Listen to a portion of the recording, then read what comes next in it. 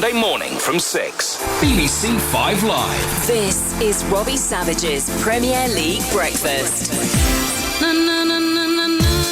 Welcome back to Robbie Savage's Premier League Breakfast. I'm joined by Statman Dave and Henry Winter. Henry, and Statman Dave, it's a beautiful Saturday morning, you know, the sun's shining. I don't know if you can hear a lawnmower in the background, but that's my next door neighbour getting the grass cut. You know, some people might think it's mine. You know, I haven't got a sit-on lawnmower. I'd expect you to have a sit-on lawnmower, H. I don't know why, I just think you would. Robbie, I cannot believe your neighbour lives so close. I assumed you lived in a place with social distancing of about 10 miles away from your nearest neighbour. Yeah, H is a fair point, H. Right then, it's time to look ahead to the big game on Sunday evening as Everton play Liverpool at Goodison Park. That means it's time for the fan-off. In the blue corner, we have James from Toffee Blues. Morning, James. Morning, Robbie. How are you? Good, thank you. And he takes on a legendary fan offer, veteran of the show, the Anfield Wrap. It's the fantastic Neil Atkinson. Morning, Neil. Good morning, Robbie. I'm currently imagining Henry mowing his lawn, sat on there wearing a big red coat so that everybody can see him for high-vis purposes. It's an antique effort, and he looks glorious. So, right, just before we get into the game, James, how excited are you to find our football back? Absolutely. It's obviously not in the format that we'd want to see, but I'm glad to have it back nonetheless. I've watched the games over the last couple of days. It's nice to have the buzz of football back, wake up on a Saturday morning and know there's a few games to look forward to. I'd admit that I'd like to get our first fixture back out of the way as quickly as possible for obvious reasons, which we'll no doubt touch on shortly. Are you feeling positive, mate, under Carlo Ancelotti going forward? And, you know, what positions would you like to see him strengthen? Yeah, it's certainly feeling better with Carlo in charge. He's one of the best managers in the world, and to get a manager of that calibre is a massive step forward we needed to take if we want to go to the next level. As for strengthening the squad, it's hard to predict exactly what we'll do because of the financial impacts of the pandemic, but the three main positions we definitely need additions in is centre-back, defensive mid and right wing. Whatever happens, it'll be a very interesting summer for us, no doubt. And Neil, you're potentially 2 games away from the title. How frustrating is it after 30 years for you and the supporters you're not going to be able there to see it?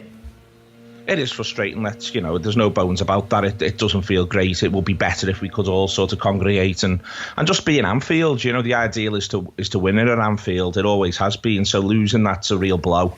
But the flip side is, Jurgen was very clear, we'll have a parade when we want one. So it means that we can have mini parties now and maybe a big one in a few months' time. Right, I'm going to give Statman Dave, who's going to decide who wins, James and Neil. So, right, you know how it goes. You've got 30 seconds to answer 3 questions. You hear a klaxon to start the clock and a whistle to tell you your time's up. Everton are at home. So, James, you're up first. James, okay. Liverpool have only lost 1 game in the Premier League this season. Tell me why Ancelotti is going to make that 2 on Sunday. I think, first of all, you're asking an Everton fan to be optimistic. That's like asking a pig to fly. But if there is any source of optimism for us, it's the unknown quantity factor. We've never had a derby game under this scenario, and given that the usual scenario hasn't served us very well for a while now, maybe the change of circumstance could see a change in our fortunes. Ancelotti himself is a massive booster, of course. He suffered a derby defeat early on in his time. Neil, Liverpool are unbeaten in 18 Premier League meetings with Everton. Tell me why Klopp is going to keep this run going at Goodison on Sunday. Liverpool's motivation, not just for this game, but through the lockdown period and then into training, will have been second to none. They're going to solve a problem, a conundrum that's hit Liverpool for 30 years without a title, and it only takes 2 games to do it. I don't care if they'd have sent an Evertonian team from Mars to face us on Sunday. There'd be a Liverpool side ready to absolutely go through them because the prize is so great and they'll want to get it done as soon as possible, having had that joy and that pleasure. James, Everton have failed to score in their last 3 home league games against Liverpool. Tell me who's going to be the man to break the deadlock and get the better of the Reds' defence. Well, despite that bad statistic at home, we did score twice at Anfield early this season, and that was at our lowest ebb. Of course, Richarlison got one of those, and he's always one of our key danger men. He's able to produce something from nothing, and in a game where I expect us to have much less possession than Liverpool, that ability is going to be crucial. you can be a handful for even the best defenders, and I reckon Richarlison will be the man to come up with the goods tomorrow night. He stoked the fire a little bit. Neil, just 2 of Mo Salah's 16 Premier League goals this season have come in away games. Tell me why he will change that by tormenting Everton's defence this Sunday. What will happen with Salah, which has been happening all season, is that, and the season before, is that everybody doubles on him, everybody triples on him. But whilst we've been away, the other defenders will be thinking to themselves, well, we need to worry about Salah, we need to worry about Firmino. And what they'll do instead is they'll create some space, leave some space, and Mo Salah will exploit it.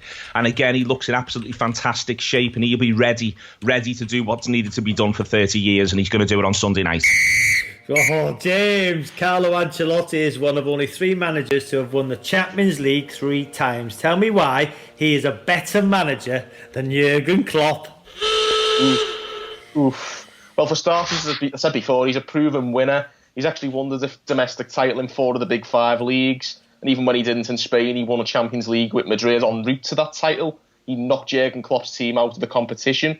More recently, he's beaten Klopp twice in as many years at Napoli, with Napoli going into both those as the underdog, and Ancelotti comes out on top.